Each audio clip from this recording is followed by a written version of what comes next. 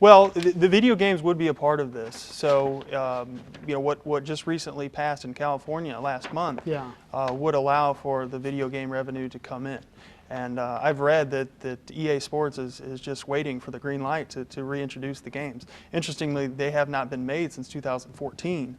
So essentially, when you look at what's gone on over the past 5 years, the NCAA took their ball and went home and said, if the players have to share in the proceeds here, we're not going to allow that to happen. So we're going to suppress the entire market that there is a demand for. Wow. So the bill's sponsor here, this Chris Welsh, he actually played college baseball. Yes. Emmanuel Chris Welch, state representative from up near Chicago, has introduced this Student Athlete Endorsement Act. And he was at the press conference today. He spoke along with a number of other state representatives. And it's neat to see the former athletes really rally around this. Okay, so we're rolling now. So tell me in as layman of terms as possible what this suit is about. Well, this new law that's been proposed in Illinois would not go into effect until January 1st of 2023. So first of all, the timing of it is important to make note of. It gives the NCAA time to make revisions to its own rules, or perhaps a federal approach where there would be a federal law that would require the ability for the players to be able to capitalize on the use of their identity. These are rights that all college students have. So when you look at the band student who may have a music scholarship on campus, or an art student who has an art scholarship, no one would tell them that they can't make income in excess of their scholarship. But for some reason, when you play football or you play basketball, the idea of earning income in excess of your scholarship brings about a discussion of losing your scholarship and being ineligible. Okay, so the state of Illinois accomplished what today? Well, Governor Pritzker announced his support for this bill today. House Bill 3904 that Emmanuel Chris Welch has introduced. It is set for a hearing tomorrow morning. I'm headed back up to Springfield tomorrow morning. There's a hearing at 8:30 a.m. with the Appropriations Committee for Higher Education. If it gets voted on in committee, it gets voted out of the committee, it could potentially be voted on the House floor as soon as next week. And if it passes the House of Representatives, it will go on to the Senate. If it passes the Senate, then it will be presented to Governor Pritzker up in Springfield to sign into law. So, again, in as layman of terms as possible, what will this allow, say, a star University of Illinois basketball player to do? Well, equal opportunities. So if you're a star player or even less than a star player, there has never been a free market. And that's why this issue, and from a political perspective, it needs to be bipartisan. It is a civil rights issue, but it's also a free market issue. So when I see a conservative who is not supporting this bill, I have a hard time understanding why this wouldn't be unanimously supported from both Democrats and Republicans. Interestingly, out in California, it was voted on unanimously and passed, I think, 72-0. No one opposed, whether Democrat or Republican. So this really is a bipartisan issue. I think that it's a great opportunity for both sides to come together and identify an area that could be common ground here. And again, the official vote is tomorrow morning? So the vote in the committee will go on tomorrow morning. I'm testifying at 8:30 with the Appropriations Committee for Higher Education. And in the event it gets voted out of the committee, it would go to the House floor for a vote. Okay. So again, a player at the University of Illinois, if this passes, what are the benefits to him? He would be allowed to do what? In realistic layman terms, what do you think he could do? So you can put on your own camp, you can sign autographs, you can make personal appearances, you can monetize the use of your social media, which in today's age is everything. I've got a lot of creative ideas in mind on how players could be able to just take a unique approach to capitalizing on the use of their name, image, and likeness. Again, these are rights that all college students have. So whether it's having the local sandwich shop sponsor you and put ads on your social media page, or working out with a local youth sports team, those opportunities will become available with this new law. So do you have any, I know it's pretty tough because there's a variety of things you just mentioned, but what this could mean monetarily to, let's say, a big-time Division I player? Well, it's difficult to put a dollar figure on it just because the market has been suppressed. As I said, since 2014, the video games, for example, have not been allowed to be made. There are demands for these players. They create value. So much value is created by the high-level college basketball and college football players for the universities. But unfortunately, the players have never been able to realize the value that they create themselves. And what this law would do was allow them a piece of the proceeds that they are generating themselves as being the backbone for the athletic departments. So this money is not coming out of the taxpayers. This money is not coming out of the university, technically. This is just free market enterprise. It is exactly free market enterprise, and the California law is to me, a misnomer. It's not pay for play.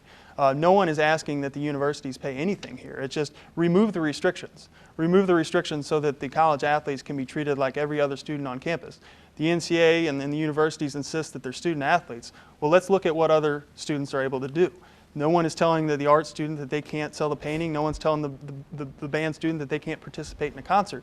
So these same free market concepts and opportunities need to be made available to the college athletes who have such publicity on campus, who are well known, and they need to be able to monetize that just like everyone else has the opportunity to do. So this passed in California 72-0? That's my understanding, yes. So okay, do you have a good feel, because you've been with the politicians up there, you've been to Springfield, do you have a good feel that this is going to pass in Illinois? I mean, why wouldn't it? I do. I think the governor coming out in support of it today was very important. Obviously, you know, as the leader of politics in the state of Illinois, the governor is a very important person.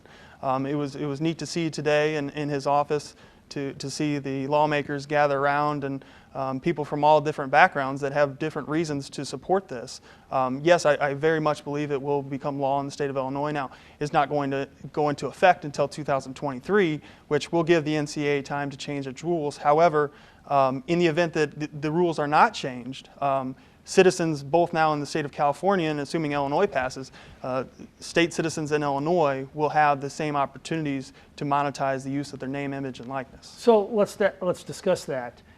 With what's happened in California, what could happen in Illinois, and it's not going to be until 2023, you believe that the NCAA knows they will have no ground to stand on, and they're going to change the rules, and they're going to allow athletes to do this? Yes, so there's a working group currently that the NCAA has put together. Actually, tomorrow, the recommendations from the working group will be announced. All reports I have seen, that the working group is going to fall well short of what has already been passed into law in the state of California, meaning the full rights that these state laws are offering to college athletes are not going to voluntarily be given from the NCAA. The NCAA and the universities aren't going to want to share any of the money because as it exists right now under current rules, they get to keep all the money. Why would they want to share it unless they were told that they have to? Now, everybody's not going to be able to share in this. Let's just say you're the 5th best tennis player at the University of Illinois. I doubt if there's going to be endorsement deals for that person. But just like in the professional ranks, the ones that are really famous, people will flock to and they'll advertise with, correct? Absolutely. It's open market, a free market concept that, to me, it's not really about your performance necessarily. Today with social media, there's publicity and notoriety given to these athletes a lot of times for what they do off the court or off the field, equal to what they do while they're performing. So even if you're not the star athlete, even if you're not the one who's in the spotlight, just being on the roster and having yourself held out there through your social media, being in touch with the community, working out with youth teams and giving personal lessons to kids of all ages, I think all of those opportunities will soon become available to college athletes. Gut feel, do you think the NCAA will change their rules shortly and allow free and open market? Well, from a legal perspective, the precedent that's been established is that any benefits to be conferred to athletes have to be, quote, tethered to education. So that's the precedent that the NCAA has going forward, is that they can tether the income, any endorsement money or any income in excess of a scholarship. They have the right to say that it must be tethered to education. But that is, as you know, is a pretty loose standard, meaning if you are representing your university and furthering your endeavors as a college athlete, working out with youth sports or making personal appearances, how could anyone say that those are not tethered to your education? So a lot of litigation could certainly ensue with this, but my hope is certainly that the NCAA will do the right thing and provide the college athletes with the same rights that everyone else has. And is there any move affront in the state of Missouri? Do you know anything about that? I have not seen anything specifically in the state of Missouri. I know that there is a race to catch up with California, because the reality is it's going to be an incredibly lopsided recruiting advantage that California schools have. You better believe Cal and Stanford and UCLA are going to be letting their recruits know that, hey, if you come out here, you're going to have the opportunity to capitalize on this. So if you're Northwestern or University of Illinois, you want to see your state get caught up. So if Missouri's not already working on a bill, they should be. But does it open up a can of worms in that, okay, you allow this free and open market, and then UCLA says, hey, let's get a couple of our big boosters together, and we're going to make sure you wash, you show up at our car wash, and we're going to pay you $20,000 a month. Well, if you see that to be a problem of the player receiving the $20,000 a month, I would suggest that would be free market. Okay. No one has a problem with it when a coach such as Dabo Swinney makes $9 million a year and signs a multi-million-dollar contract. But when it comes to the players, we start talking about corruption and how it can ruin the collegiate system. I don't buy into that.